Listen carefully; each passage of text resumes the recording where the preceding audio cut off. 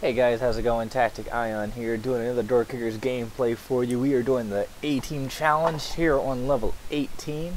I feel kind of bad about this one because my strategy is really the same strategy that I had for the 3-star challenge. Not much has changed other than the fact that I can't, I can't change my strategy once everything's in play. I'm going to try and do something a little bit different. Just to kind of give some, I guess, disparity, just really kind of provide a bit of a change of pace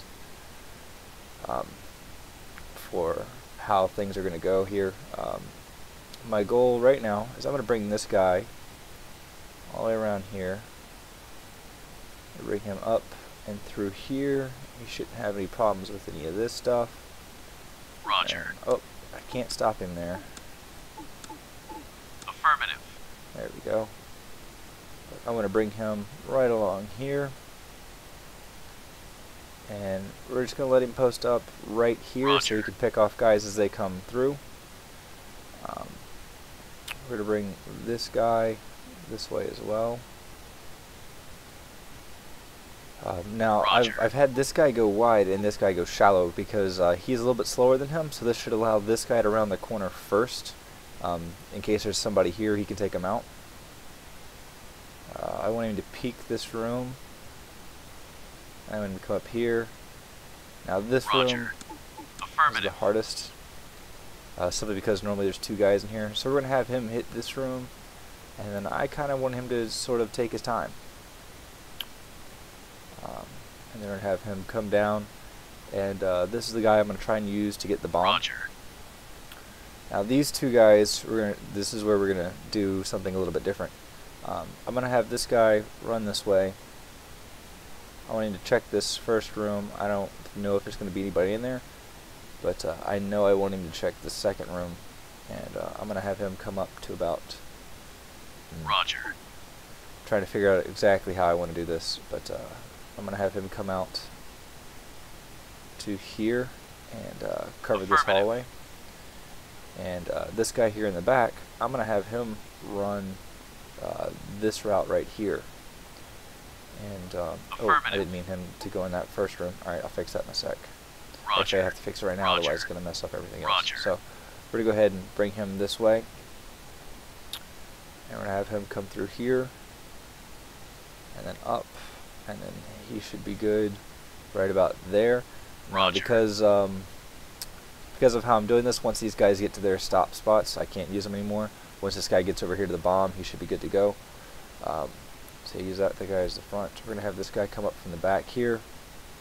We're going to have him go kind of wide and then through this door, and then we're going to have him come up and around back through here.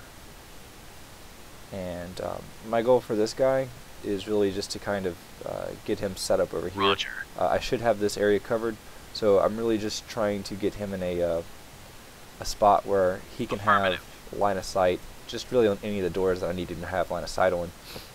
These 2 guys should be able to take care of everything up here, and this guy should be able to take care of that. Roger. But I do want him to throw a flashbang out as far as he can, pretty much. But that's pretty much it. So let's go ahead and see how this plays out. Roger. Flash out! Bomb located. Tango down. Tango down. Tango down. Reloading. Ooh, got lucky there. Tango oh no! Down. Wasn't Man expecting down. that guy to be in there. That was... Roger. Tango down. Roger. Tango Flash down. out! Tango down. Tango down. Reloading. Tango Alright, down. well, In position. with the exception of this guy, pretty much everything else worked out the way I kind of figured it. I was my problem there was that oh, I need to get him to defuse this. Roger. My problem there was that this guy took too long to take these guys out. So by the time he got over to here, Tango down. I still had him facing that way, and I wasn't paying attention. So that was all. Tango down. Tango down. Oh, I might end up losing this guy right here just because of his positioning. Tango down. We'll see what happens. Reloading. Okay, I didn't realize I was going to stop that, but alright, that's fine. Flash out! Bomb Alright, well now I'm kind of at the mercy of Tango down. Tango down. Tango down. feel kind of Tango bad. I didn't down. move them up far enough so they can have line of sight around these corners here. Especially because of what was happening there. They really need to have line of sight on the corner, so I might end up redoing this. Affirmative. Throw a grenade just in case. Affirmative. From both sides, may as well. Flash out! Awesome. Tango down. Good job. We're done here. Alright, so there's that one done. Like I said, some pointers to keep track of. This guy really needs to... So my thought with this guy was, if I can get him behind these desks right here, he'll be protected from these guys up here. Usually what ends up happening is when the shooting starts, these guys open up the door and they get line of sight. So if I can get him behind these desks, they usually can't get me. And then they'll be facing this way, so when my other guy comes in, there shouldn't be any problems with that there.